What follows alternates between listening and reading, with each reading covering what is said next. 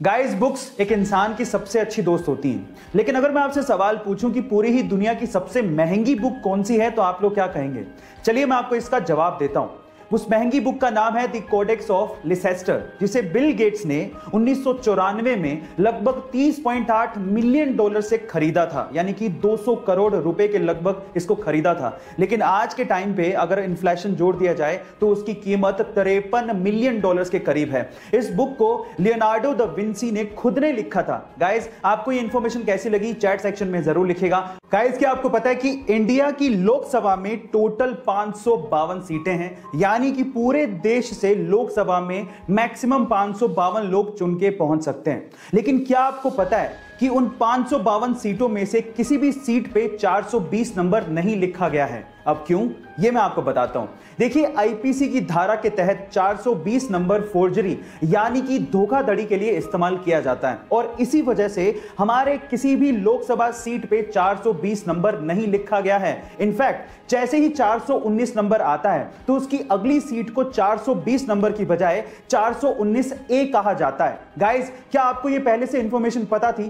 तो chat section में जरूर लिखिएगा। बेचना एक आर्ट है।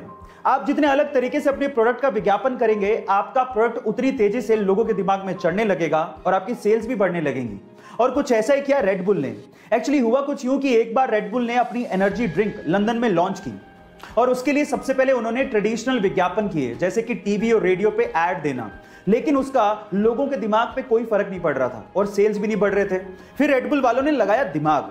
उन्होंने रेड बुल के खाली केन्स लिए और लंदन की सड़कों पे और डस्टबिन में डलवा दिए।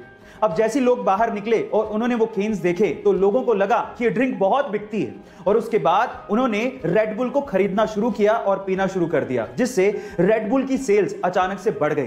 गाइस, कितना गजब का दिमाग लगाया ना। आपको ये आइडिया कैसा लगा चैट सेक्शन में जरूर लिखिए। इंडिया में जब भी किसी के पास पैसे होते हैं या फिर उनकी जेब अलाउ करती है, तो वो अपनी पसंदीदा गाड़ी खरीदने के लिए शोरूम पहुंच जाते हैं। वो ये भी नहीं सोचते कि इस गाड़ी को पार्क करने के लिए उनके पास पार्किंग प्लेस है या नहीं, ना ही शोरूम वाले पूछते हैं। लेकिन ये इंडिया में होता है, जापान में नहीं। गाइस, जापान में अगर आपको गाड़ी खरीदनी है तो आपको पहले स्थानीय पुलिस स्टेशन पहुंचकर पार्किंग के दस्तावेज जमा कराने पड़ेंगे। उसके बाद पुलिस वाले आपको पार्किंग स्पेस सर्टिफिकेट देंगे और उसके बाद ही आप गाड़ी खरीद पाओगे। गाइस, क्या आपको भी लगता है कि इंडिया में भी ऐसा कुछ होना चाहिए? चैट सेक्शन में जरूर लिखिएगा। हम लोग भावात्मक तरीके से कई बार इंग्लिश को गलत बोलते हैं। कैसे, मैं आपको एग्जांपल के साथ बताता हूं। जैसे कि अगर किसी की शादी की सालगिरह है तो उसे मैरिज एनिवर्सरी नहीं कहते, उसे वेडिंग एनिवर्सरी कहते हैं।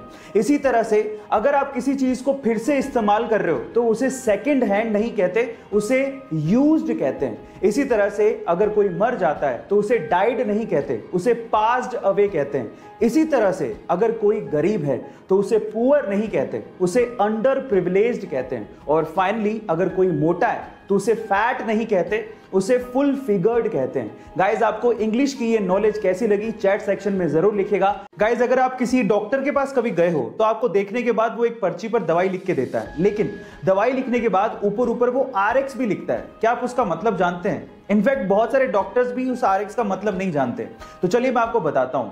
देखिए, एक्चुअली RX में R का मतलब है रेसिपियर, मतलब लेना, दवाई लेने के लिए बोला जा रहा है। और साथ ही साथ मिस्र में एक देवता है होरस, जिनकी आंख RX के जैसे दिखती है और उसे अच्छे स्वास्थ्य का प्रतीक माना जाता है। तो ओवरऑल अगर RX लिखा है तो उसका मतलब यह है कि दवाई लो और साथ में प्रभु का नाम लो, आप ठीक हो जाओगे। गाइस, आपको RX का ये मतलब सुन के कैसा लगा चैट सेक्शन में जरूर लिखिएगा। और ऐसे अमेजिंग वीडियोस के लिए यूट्यूब पे हमारे चैनल को सब्सक्राइब कर लीजिएगा, और अगर आप इंस्टाग्राम पे देख रहे हैं तो मुझे फॉलो करना मत भूलिएगा। मिलता है अगली वीडियो में।